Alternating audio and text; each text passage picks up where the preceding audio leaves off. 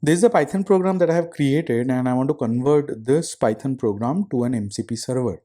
But before that, let's look at what this program is doing. Now, using this program, I'll be performing multiple database operations.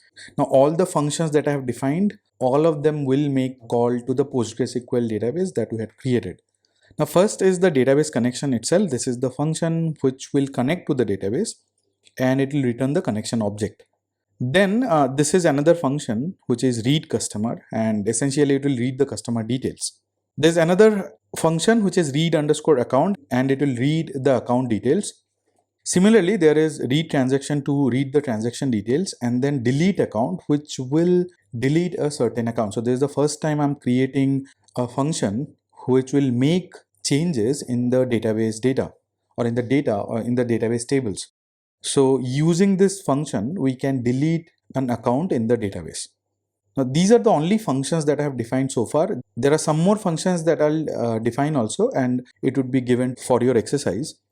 Now you see, these are very simple Python program, nothing special about it.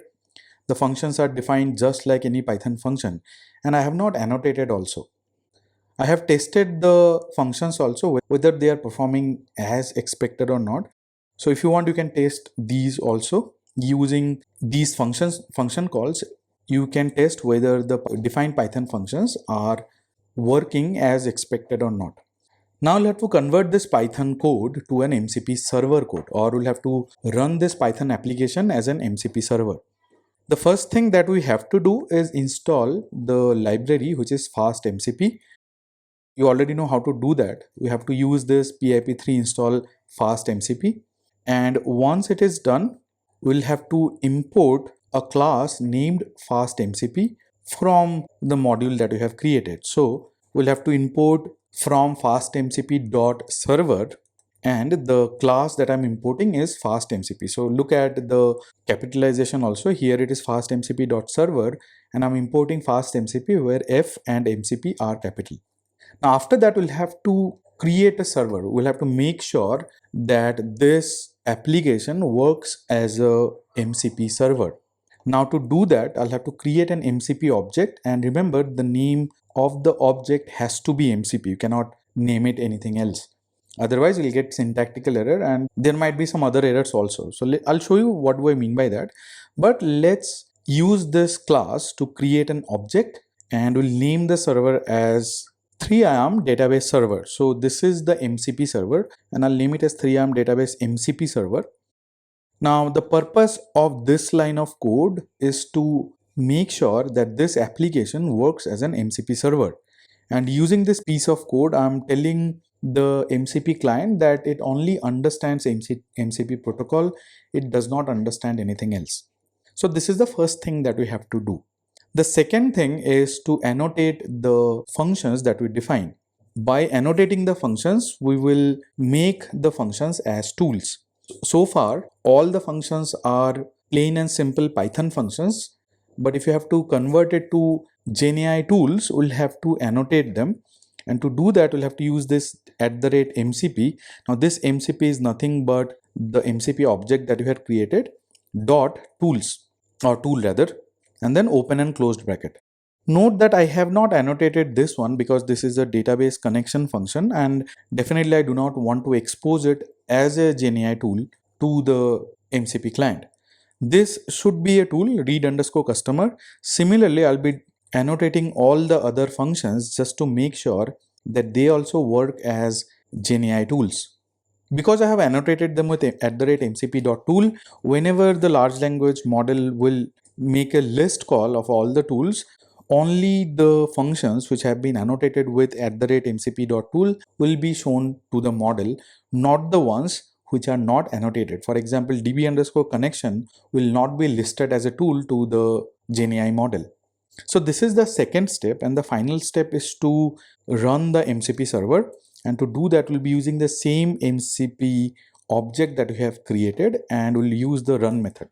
Now, inside of which we'll have to pass the transport parameter or the transport keyword, and there are three options here that I had told you. See, the three options are being shown here itself. The first one is STDIO, which is for terminal input output, then HTTP, and the third one is SSE, which is server sent events. We'll be using HTTP because we'll be communicating using the HTTP protocol, which sits underneath MCP. So now we have converted this entire program as an MCP server. So the last thing that we have to do is to start this server. We can start it from the terminal, or we can start it from here also. So let's go to the terminal. You have to make sure that you are in the location where the MCP server code is there. So this is the MCP server code, OpenAI MCP server. And to run it, we'll have to use fast MCP followed by run, and then the name of the program followed by host. If you do not provide any host, it would be localhost, and we can mention port also. So this server would be running on, let's say, port number 10,000, and the host would be the local host because I have not provided any IP address using the -- host keyword. If you are running it in cloud on an EC2 instance or an Azure VM machine, then you'll have to provide the IP address of the machine where you are running this program in. Now it says fast MCP is not available. The command is not there because I had installed the command in my virtual environment of Python. If you want to install it globally, then I'll have to use the same pip3 install fast MCP in my terminal. Now I'm not using the virtual environment anymore. I'm installing the fast MCP module in my global Python package. Last time when I installed it, when I had shown you using the Python terminal, the fastMCP module was installed in the virtual environment. Now if I execute this command, this would run. So it says no module named ppsychopg2. It is the same problem. I'll have to install the ppsychopg2 library or the module here itself globally. If you do not want to do it, you can execute the program using the Python library which is available in the virtual environment. Now to do that, we'll have to go to the virtual environment and the location where the Python binary is available. But I'm doing it globally, so let's install the PostgreSQL library. It is done now. Let's try to start it. Now you see the MCP server has been started. The name of the MCP server is 3im_db_mcp_server with transport stdio. So it should not be stdio, it should be HTTP. If you have to start it using the HTTP transport, you can mention HTTP here, -- transport followed by HTTP, and if you start, then the MCP server has started, which is listening on port number 10,000 with the communication protocol as HTTP. This is the name of the process, or this is the process ID, which is 8001. So the application startup has been completed. Now we can execute this. Now we can use an MCP client to make calls to this MCP server that has functions defined to make calls to databases. Now before I go to the MCP client, I wanted to show you that what would happen if I use a different variable here. So let's say instead of MCP, I'm using MCP_server. Now if this is the case, I'll have to change everywhere in all the annotations, and then I'll have to start it using MCP_server object. You see it gives error. It says that use a standard variable name, either MCP or server or app. We cannot use a non-standard variable name.